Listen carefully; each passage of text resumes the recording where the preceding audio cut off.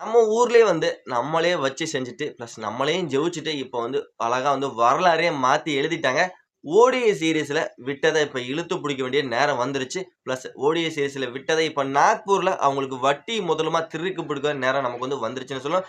India versus New Zealand முதல் T20 match நாக்பூர்ல நடக்க போது.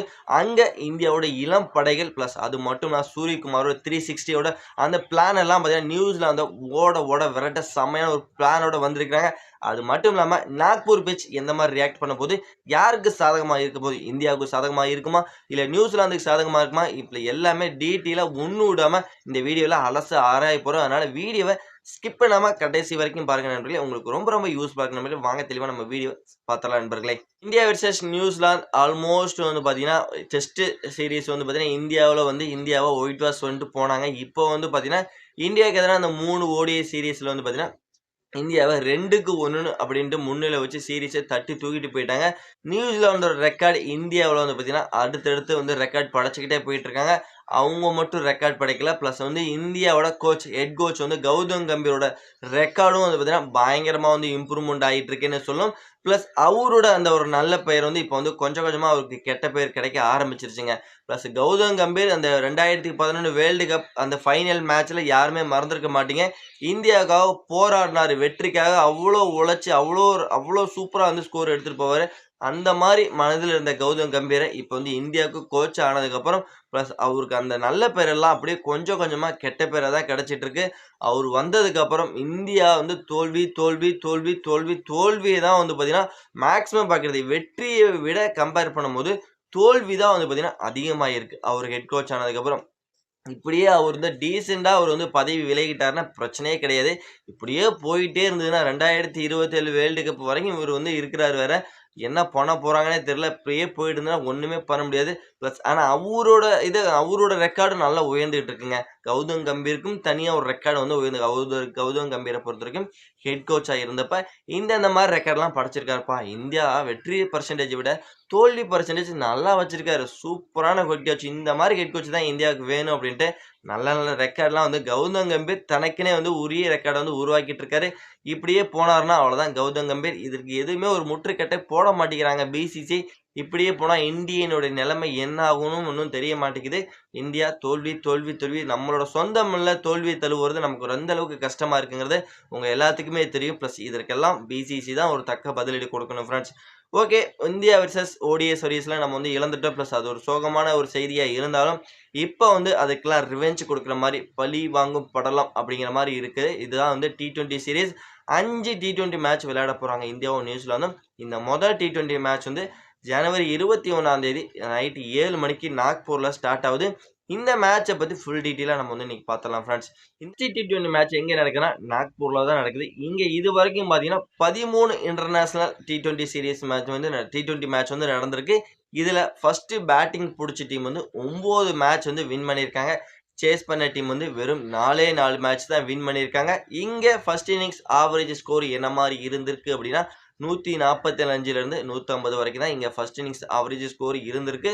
இந்த வெனியூவை பொறுத்த வரைக்கும் பார்த்தீங்கன்னா ஃபர்ஸ்ட் பேட்டிங் பிடிச்ச டீம் தான் மோஸ்டா வெற்றிங்கிறத பெற்றிருக்காங்க. சேஸ் பண்ண டீம் அந்த அளவுக்கு பெருசா வெற்றியோட ரெக்கார்டுங்கிறது கொஞ்சம் கம்மியா தான் இருக்கு. இங்க டாஸ் வின் பண்ணா என்ன எடுக்கலாம் அப்படின்னா நீங்க ரெக்கார்டை வச்சு நீங்க பாத்தீங்கன்னா ரெக்கார்டை வச்சு நீங்க பாத்தீங்கன்னா இங்க டாஸ் வின் பண்ணா நாங்க பேட் ஃபர்ஸ்ட் எடுக்கிறோம் அப்படின்னு முடிவு எடுக்கலாம். ஆனா பனிப்பொழிவு அதெல்லாம் பார்த்து நீங்க எடுத்தீங்கன்னா டாஸ் பார்த்தீங்கன்னா பனிப்பொழிவு இருக்குப்பா அப்படின்னா நீங்க என்ன பண்ணணும், டாஸ் வின் பண்ணா கண்ணை மூடிட்டு நான் சேஸ் பண்றேன் அப்படிதான் சொல்லி ஆகணும். டாஸ்ல சப்போஸ் நீங்க தோல்வி அடைஞ்சிட்டா என்ன பண்ணலாம் அப்படின்னா நீங்க கம்பல்சரி ஃபர்ஸ்ட் பேட் பனிப்பொழிவு இருக்கு, நீங்க ஃபர்ஸ்ட் பேட்டிங் தான் பிடிச்சாகணும். பிளஸ் பனிப்பொழிவு இருக்குன்னா என்ன பண்ணணும், எக்ஸ்ட்ரா அதாவது 150 170 ரன் அடிச்சா இந்த வெனியில வின் பண்ணலாம் அப்படிங்கிற நல்ல ஸ்கோர் இருக்கு. 170 அடிச்சா ஈஸியா டிஃபெண்ட் பண்ற அளவுக்கு நல்ல ஒரு சூப்பரான ஒரு பிட்ச் தான். ஆனா அதை விட ஒரு 10 ரன் 20 ரன் சேர்த்து அடிச்சீங்கன்னா பிரச்சனையே கிடையாது. ஏன்னா டியூ ஃபேக்டர் இருக்கனால கிரிப் கிடைக்காது. பவுலர்கள் நிறைய உதவாங்குவாங்க. அப்ப நம்ம ஒரு எக்ஸ்ட்ரா ஒரு 20 ரன் ஆட் பண்ணி வச்சுனோம்னா பயப்படாம பந்து வீசலாம். அதனால டாஸை தோத்துட்டாலும் பனிப்பொழிவு இருந்துட்டாலும் பேட்டிங் ஃபர்ஸ்ட் பிடிச்சாலும் பிரச்சனை கிடையாது. இந்த மாதிரி பண்ணீங்கன்னா ஓரளவுக்கு இம்ப்ரூவ் பண்ணலாம். 2 டீமா இந்தியாவா இருந்தாலும் சரி, நியூசிலாந்தா இருந்தாலும் சரி. ஓகே, எல்லாமே ஓரளவுக்கு டீட்டெயிலா நம்ம பார்த்துட்டோம்னு நினைக்கிறேன். பனிப்பொழிவு எல்லாம் இருக்குது. பிளஸ் இருந்தாலும் பார்த்தீங்கன்னா 2 டீமோட பலம் அண்ட் பலவீனம் அப்படி நீங்க எடுத்து பார்த்தீங்க அப்படின்னா ரொம்ப ஓவராலா பார்த்தீங்கன்னா இந்தியாவோட பலம் என்ன அப்படின்னா, இந்தியாவோட பேட்டிங் யூனிட் தாங்க. இந்தியாவோட பேட்டிங் அபிஷேக் சர்மா, சஞ்சு சாம்சன், திலக் வர்மா இல்ல. அவருக்கு பதிலா வந்து பார்த்தீங்கன்னா, ஸ்ரேயஸ் ஐயர் வந்து கம்பேக் பண்ணியிருக்காரு. ஸ்ரேயஸ் ஐயர் வந்து T20ல நமக்கு வந்து எந்த அளவுக்கு ஒரு நல்ல ஒரு குட் பேட்டர் அப்படிங்கிறது எல்லாத்துக்குமே தெரியும். மக்கள் நாயகன் ஸ்ரேயஸ் வந்து கம்பேக் பண்றாரு. பிளஸ் அவரும் இருந்தா வேற லெவலா இருக்கும். இப்படிப்பட்ட ஒரு ஸ்ட்ராங்கான பேட்டிங் யூனிட் இருக்கு. பிளஸ் ஆல்ரவுண்டர் அக்ஷர் பட்டேல், ஹர்திக் பாண்டியா அப்படின்னு ஒரு ஸ்ட்ராங்கான ஒரு பேட்டிங் யூனிட் இருக்கும்போது செம்மையா இருக்கு. இதுவே இந்தியாவுக்கு பெரிய ஒரு பலம்னு நெனைக்கிறேன். இந்தியாவோட பலவீனம் என்ன அப்படின்னு வந்து பார்த்தீங்கன்னா, இந்தியாவோட பலவீனம் நான் இப்ப வந்து பவுலிங்க தான் சொல்லுவேங்க. பிளஸ் வந்து பவுலிங்ல நம்ம வந்து ODI சீரிஸ்ல எந்த அளவுக்கு உதவாங்கணும் அப்படிங்கிறது நெறைய விஷயம் இருக்கு.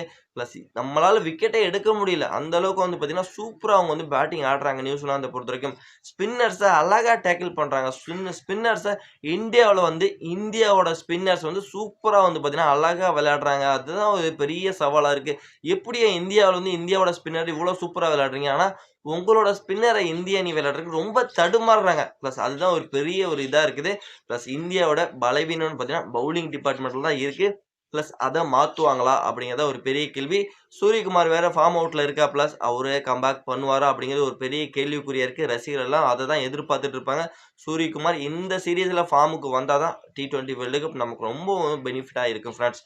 ஓகே. நியூசிலாந்தோட பலம் அப்படின்னு வந்து பார்த்தீங்கன்னா, இப்பதான் ODI சீரிஸ வந்து வாங்கிட்டு வந்திருக்காங்க. பிளஸ் செம்மையா வந்து ஒரு பயங்கரமான உத்வேகத்தோட இருப்பாங்க. ODI சீரிஸ அடிச்சு தும்சம் பண்ணியிருக்க இந்தியாவுல வந்து அவங்களோட நம்மளோட விராட் கோலி, ரோஹித் சர்மா மாரி சீனியர் பிளேயர் இருக்க டீம்ல அவங்களே அடிச்சு தும்சம் பண்ணிட்டா, நீங்கலாம் எனக்கு என்னய்யா ஜுஜுபி மாரி அப்படின்ட்டு அவங்க வந்து பயங்கர சும்மா கெத்தா இருப்பாங்க. மிச்சல் சாண்ட்னர் வேற கம்பேக் பண்றாரு. உள்ள கேப்டனா கம்பேக் பண்றாரு. அவர் பேட்டிங் டிபார்ட்மெண்ட்ல அந்த அளவுக்கு ஜொலிக்கிறாரோ இல்லையோ, அந்த பவுலிங் டிபார்ட்மெண்ட்ல அந்த 4 ஓவர் வந்து இவரு ஃபேஸ் பண்றது ரொம்ப ரொம்ப கஷ்டமா இருக்கும். சரியான ஒரு கஞ்சத்தனமான ஒரு பவுலர்ன்னு சொல்லியே ஆகணும். இவரோட பவுலிங்க அடிக்கிறது ரொம்ப ரொம்ப கஷ்டம்யா. பிளஸ் இவரோட பவுலிங்க நீங்க வந்து அட்டாக் பண்ணிட்டீங்கன்னா, இந்திய அணி சும்மா வேற மாரி சும்மா மாத்திரம்லாம். இவரோட பவுலிங் தான் பிளஸ் வந்து நியூசிலாந்துக்கு ஒரு பெரிய துரும்பு சீட்டாவே இருக்க போகுது.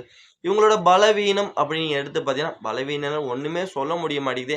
ஏன்னா பலவீனம் இந்தியாவோட ஸ்பின்னர அட்டாக் பண்றது தான் இவங்களோட பலவீனம் நம்ம நெனச்சுக்கிட்டு இருக்கோம். வெளிநாட்டு வீரர்கள் இவங்களோட பலவீனம் எப்படி இந்தியாவோட ஸ்பின் அட்டாக் பண்ண போறோம்னு நெனச்சுட்டு இருக்கும்போது, இந்தியாவோட ஸ்பின்னர் சூப்பராவே அட்டாக் பண்றாங்க. அதனால இவங்களுக்கு பெருசா பலவீனம்னு எதுவுமே கிடையாது. எல்லாமே பலமா தான் தெரியுது. ஒரு ஓவராலா பேட்டிங், பவுலிங், ஃபீல்டிங் பிளஸ் எல்லாம் ஒரு பக்காவா வந்து பார்த்தீங்கன்னா, நியூசிலாந்த பொறுத்தவரைக்கும் ஒரு தரமான அணியா தெரிஞ்சுட்டு இருக்காங்க. அதனால இந்தியாவுக்கு ஒரு தரமான ஒரு இந்த நியூசிலாந்து vs இந்தியா இந்த 5 T20 மேட்சும் நல்ல ஒரு ரசிகர்களுக்கு என்டர்டெயின்மென்ட் கொஞ்சம் கூட குறையாது. அவ்வளோ அசால்ட்டா நியூசிலாந்து விடப்போறது கிடையாது T20 சீரிஸ. இந்தியாவும் பார்த்தீங்கன்னா, அவ்வளோ சீக்கிரம் வந்து இந்த T20 சீரிஸ் விடமாட்டாங்க. பழிவாங்கும் படலமா இருக்கப்போது. இந்த 2 டீமே சும்மா வேற லெவல் சமமான ஒரு பேலன்ஸான டீமா இருக்கனால, இந்த T20 சீரிஸ் செம்மையா இருக்கப்போது. வியூவர்ஸ் நமக்கு எல்லாத்துக்கும் பார்த்தீங்கன்னா, இந்த ஒரு மேட்ச் வந்து செம்மையா இருக்கும். இந்த ஒரு மேட்ச் மட்டும் கிடையாது. இந்த 5 T20 மேட்சும் சும்மா வந்து மரண மாஸா இருக்கப்போது, சும்மா கொல மாஸா இருக்கப்போது, நம்ம வந்து ஆணித்தரமா அடிச்சு நம்ம வந்து சொல்லியே ஆகணும். இப்படிப்பட்ட சூழ்நிலையில இந்தியா இந்த ஃபர்ஸ்ட் T20 மேட்ச் வெற்றியோட ஆரம்பிப்பாங்களா? இல்ல நியூசிலாந்து அவங்க ஏற்கனவே ODI சீரிஸ தட்டி தூக்கிட்டு போயிட்டாங்க. அதோட அப்படி வந்து அந்த வெற்றி உத்வேகத்தோட முதல் சீரிஸ் வந்து தட்டி தூக்குவாங்களா? அப்படிங்கிறது தான் என்னோட கேள்வியா இருக்கு. இப்போ உங்களிடத்துல ஒரு கேள்விய வந்து நான் முன்வைக்கிறேன். இந்தியா பழிக்கு பழி வாங்கி பிளஸ் வந்து நியூசிலாந்த வந்து ODI மேட்ச்ல வந்து தோற்கடிப்பாங்களா? இல்லையா? அப்படிங்கிறது என்னோட கேள்வி. மறக்காம இதற்கான கருத்த வந்து மறக்காம நம்மளோட கமெண்ட் செக்ஷன்ல பதிவு பண்ணிட்டு, இந்த வீடியோ உங்களுக்கு எந்த அளவுக்கு புடிச்சிருக்கு அப்படிங்கிறத மறக்காம லைக் பண்ணி, ஷேர் பண்ணி உங்க சப்போர்ட்டிவ் ஆதரவு குடுத்தீங்கன்னா ரொம்ப ரொம்ப யூஸ்ஃபுல்லா இருக்கும். இந்தியா வெற்றியோட தொடங்குவாங்களா?